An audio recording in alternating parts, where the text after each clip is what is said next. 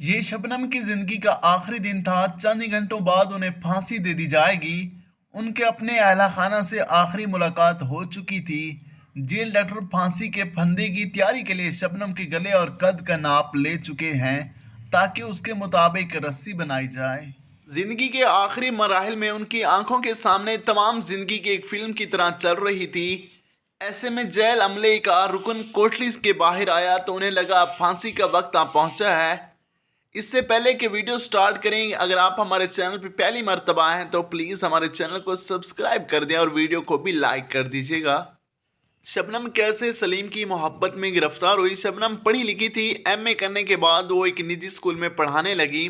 उसी दौरान शबनम सलीम की मोहब्बत में पागल हो गई, जो उसके स्कूल के साथ ही मजदूरी करता था। शबनम सलीम से शादी करना चाहती थी, लेकिन समाजी और इक़्तिसादी हैसियत में काफ़ी फ़र्क होने की वजह से शबनम के घर वाले उसके लिए तैयार नहीं थे। शबनम ने 2 मज़मीन में एमए कर रखा था और वो एक स्कूल टीचर थी, जबकि सलीम मिडिल स्कूल पास है और योमिया मजदूरी करता था। लेकिन शबनम पहले से ही शादीशुदा थी, मगर वो अपने खामन से तलाक लेकर सलीम से शादी करना चाहती थी। लेकिन शबनम के घर वाले ना माने। आप मोहब्बत की कहानी यूं शुरू होती है कि शबनम और सलीम के बीच कोई भी आता है तो उसे को मौत के घाट उतार दिया जाता है।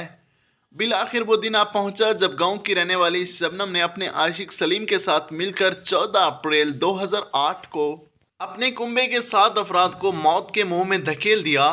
ये वो लोग थे जो शबनम और सलीम की मोहब्बत के दुश्मन थे। उनमें वालदैन, 2 भाई, भाभी, चचाजाद भाई और 10 माह का भतीजा भी शामिल था। शबनम ने इनका पत्ता साफ करने के लिए एक प्लान बनाया। शबनम ने रात में खाने के बाद चाय में नींद की गोलियां मिला दी और जब सब लोग बेखबर हो गए तो सलीम के साथ मिलकर सबके गले काट दिए। शबनम के अलावा ख़ानदान का कोई वारिस बाकी न रहे ताकि उसके वालिदैन की काफ़ी बड़ी जायदाद सलीम और उसके कब्ज़े में आ जाए। जो उनकी शादी के खिलाफ थे उनको कत्ल कर दिया। ये खबर आग की तरह फैली और कुछ ही घंटों में पाकिस्तान और भारत में ट्रेंड करने लगी। इस वारदात के चंद ही घंटों बाद दोनों शबनम और सलीम को गिरफ्तार कर लिया गया। गिरफ्तारी के वक्त शबनम 2 माह की हामला थी। उनके बेटे की पैदाइश जेल में हुई। आखिर वो दिन आ पहुंचा जब शबनम को चंद ही घंटों के बाद फांसी के फंदे पर लटकाया जाएगा। उनके गले की नाप कर ली गई ताकि रस्सा मंगवा लिया जाए। मथुरा जेल में शबनम को फांसी के फंदे पर लटकाने की तैयारियां तकरीबन मुकम्मल हो चुकी थी। आखिर सजाए मौत पर अमल दरामद हुआ तो वो आज़ाद भारत में फांसी पर लटकाई जाने वाली पहली खातून थी। यूपी उत्तर प्रदेश में अमराबाद शहर की रहने वाली 38 साल शबनम ने अपने आशिक के साथ मिलकर अपने कुंबे के 7 अफराद को कत्ल किया था। इस होलनाक जुर्म के लिए सुप्रीम कोर्ट ने भी इनकी सजाए मौत को बरकरार रखा और भारतीय सदर भी इनकी रहम की अपील मुस्तरद कर चुकी हैं। मिथिरा जेल के सुप्रीडेंट शैलेंद्र कुमार मिथिरा ने मीडिया को बताया कि शबनम को फांसी पर लटकाने की तारीख अभी मुकर्रर नहीं की गई, लेकिन तमाम ज़रूरी तैयारियां शुरू कर दी गई और डेथ वारंट जारी होते ही शबनम को फांसी दे दी जाएगी। मेरठ से पौन जलाद को भी बुला लिया गया, जिसने निर्भया केस के मुजरमों को फांसी दी थी।